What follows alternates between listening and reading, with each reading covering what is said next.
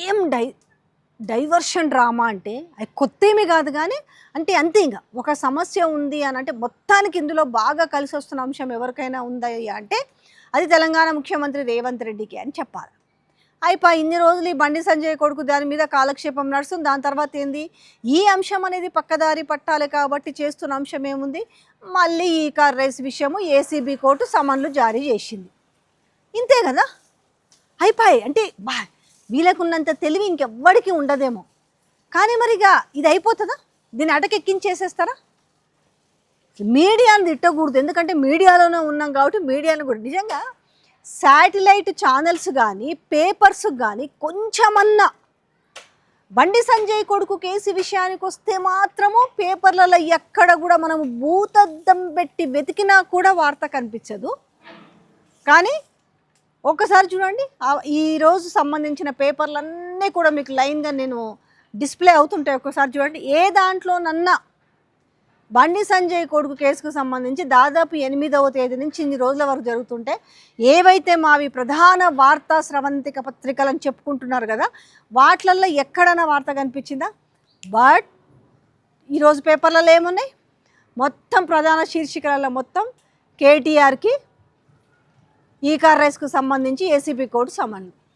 మరి ఇంత ఆసక్తి ఉందే ఈ వార్తను మీరు ప్రచురించడానికి, మరి మొన్న జరుగుతున్న 4-6-7 రోజుల నుంచి జరుగుతున్న దాన్ని ఎందుకు వార్తగా ఇవ్వలేకపోతున్నారు? అంటే ఆబ్వియస్లీగా ఇది మేనేజ్ అవుతుందనే కదా. మళ్ళీ మీదికెళ్ళి ఒక ఏడిపోయిందనంటే దీనికి బీఆర్ఎస్ సపోర్ట్ చేస్తుందనంటే వాళ్ళ బాధ్యత చేయాలి కదా. వాళ్ళు ప్రతిపక్షంలో ఉన్నారు, ఒక అమ్మాయికి అన్యాయం జరుగుతుందంటే వాళ్ళు గలమెత్తకపోతే ఇంక ఏం లాభము?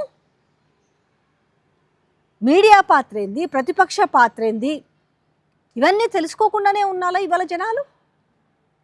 అంటే ఇప్పుడు ఎవరి పక్షాన్ని నిలబడాలి పోయి? ఓహో, బండి సంజయ్ కొడుకు పక్షాన కేటీఆర్ అండ్ బీఆర్ఎస్ పార్టీ నిలబడితే మీకు ఆనందమా ఇప్పుడు? అరే న్యాయం జరిపించండి, ఆ అమ్మాయికి న్యాయం జరగాలని కోరుకుంటే దీని వెనకాల కేసు అంతా బీఆర్ఎస్ ఉండే నడిపిస్తుందని మాట్లాడుతున్న స్థాయికి దిగజార్చి దీన్ని మొత్తం ఒక రాజకీయ కోణంలోనే ఇప్పుడు నడిపించాలని చూస్తున్న విధానం అయితే చాలా దౌర్భాగ్యమైన విషయం అని చెప్పాలా.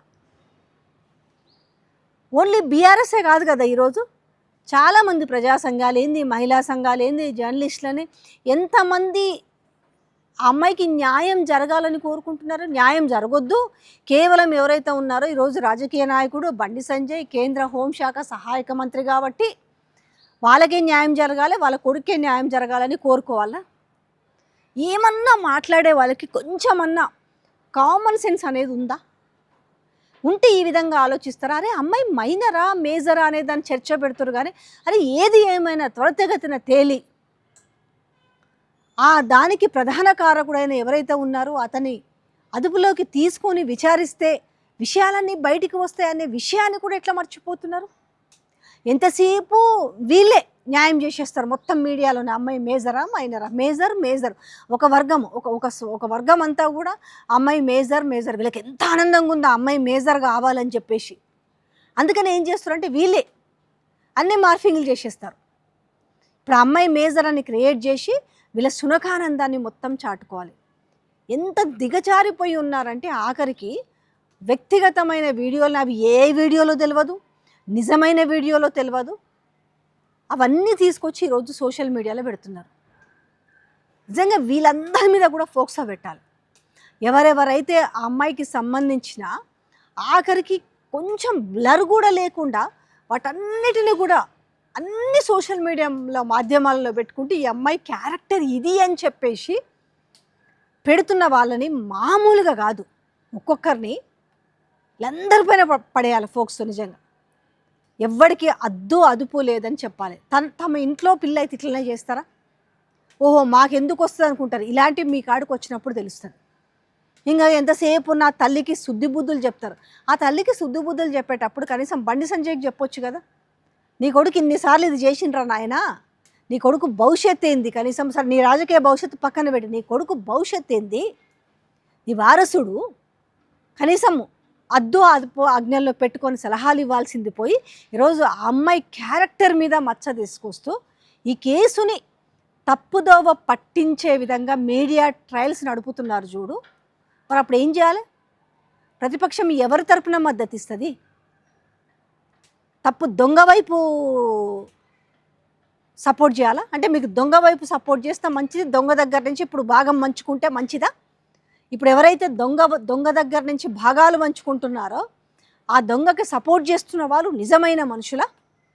ఎందుకంత వణుకు ఎందుకు పుడుతుంది? ఏదున్నా తేలిపోతుంది కదా. ఇవాళ బీఆర్ఎస్ సపోర్ట్ చేస్తుంది, కేటీఆర్ సపోర్ట్ చేస్తున్నాడు, ఇంకొకరు చేస్తలేరు, వీళ్ళు చేస్తున్నారు అని అంటే ఎందుకు అంత వణుకు మొదలవుతుంది? నిజం మీద నిలకడగా తెలుస్తుంది కదా. తెలియకుండా మనం ఎంత గుండెలు బాదుకున్నా ఇంకేం చేసినా కూడా నిజం తెలుస్తుంది కదా. నిజం తెలియకుండా దాన్ని ఏదో ఒక రకంగా పుక్కిటి పురాణాలలాగా చేస్తామంటే రేపు ఎవరికి కూడా చట్టాల మీద గౌరవం ఉండదు, ఆ చట్టం మీద నమ్మకం ఉండదు. ఎందుకంటే చివరిగా న్యాయం జరిగేది న్యాయస్థానాలలోనే కాబట్టి ఆ న్యాయస్థానాన్ని నమ్ముకొని ఉంటారు. ఇక అది కూడా జరగదంటే ఏం చేస్తారు? ప్రజా పోరాటాలు పెరుగుతాయి అంతే.